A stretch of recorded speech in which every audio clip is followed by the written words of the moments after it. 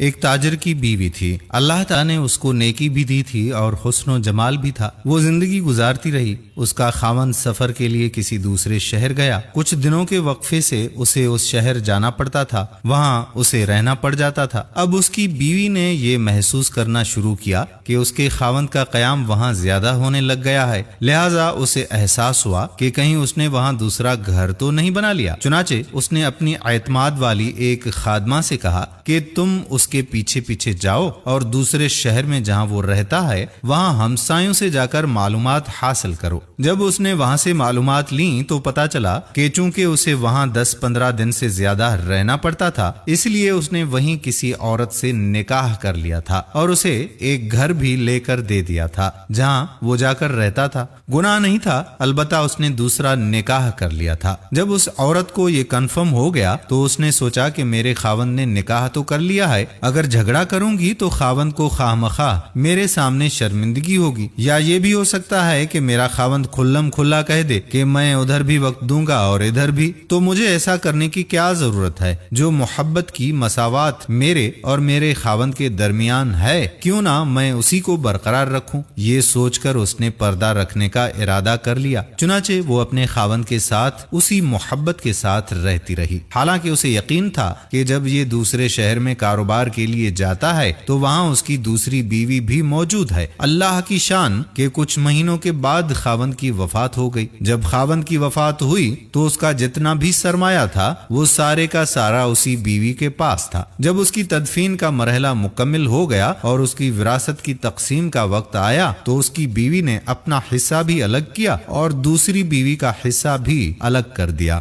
اور اسی عورت کو جس نے اس کو بتایا تھا کہ اس کا دوسرا نکاح بھی ہے، اس کو بڑی رازداری سے کہا کہ کسی کو پتہ بھی نہ چلے اور کوئی میرے خاوند کی بات بھی نہ کرے، لیکن اس کی وراثت میں اس کی بیوی کا شرعی حق ہے۔ مجھے قیامت کے دن اللہ کے ہاں جواب دینا ہے، اس کا حق میں نہیں کھا سکتی، لہٰذا یہ پیسے لے جاؤ اور اس سے کہو کہ تمہارے خاوند کی میراث میں سے یہ تمہارا حصہ ہے، اسے وصول کر لو۔ وہ عورت وہ رقم لے کر خاتون کے پاس پہنچی۔ وہ کافی ساری رقم تھی۔ اس نے جا کر اس سے بات کی کہ اس کے خاوند کی وفات ہو گئی ہے اور اس کی بیوی نے اس کی وراثت میں سے تمہارا حصہ نکالا ہے، کیونکہ تم بھی آخر اس کی بیوی ہو۔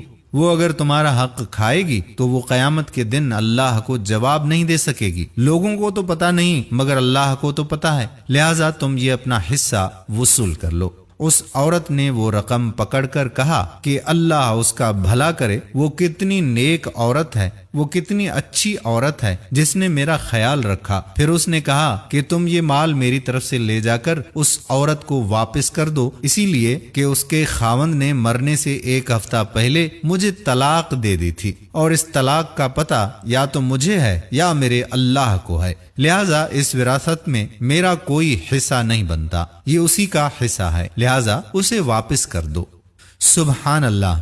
دوستو، یہ ہوتا ہے ایمان۔ اسلام نے 4 شادیوں کی اجازت دی ہے، ٹھیک ہے، ہمارے معاشرے میں اگر ایسا واقعہ ہو جائے تو کیا کوئی سوچ سکتا ہے کہ کوئی عورت آج کے معاشرے میں ایثار و قربانی کا ایسا جذبہ رکھتی ہوگی؟ یہ تعلیمات کون سا طریقہ زندگی دے رہا ہے؟ یہ دین اسلام دے رہا ہے۔ دنیا کو تو معلوم نہیں کہ حقیقت کیا ہے، لیکن جب دل میں خوف خدا ہے تو پھر لوگ ایک دوسرے کے حقوق کی اتنی رعایت رکھتے ہیں۔ آج وہی دین اسلام ہے، لیکن دین لوگوں سے ایسے نکل چکا ہے جیسے نبی کریم صلی اللہ علیہ وآلہ وسلم نے فرمایا ہے کہ لوگوں پہ ایسا زمانہ آئے گا کہ ان سے اس طرح دین نکل جائے گا جیسے اونٹ کے گلے سے رسی۔ دوستو، اس ویڈیو کو شیئر کی ہم آپ سے پرزور اپیل کرتے ہیں۔ شیئر کرنے پر آپ کا 1 گھنٹہ نہیں لگتا، بس 1 سیکنڈ ہی لگتا ہے، تو شیئر ضرور کیجئے۔ جزاک اللہ خیرہ۔ آنے والی ویڈیو تک آپ کا اپنا میزبان قادر بخش کلہوڑو آپ سے اجازت چاہتا ہے۔ اپنی دعاؤں میں یاد رکھیے گا۔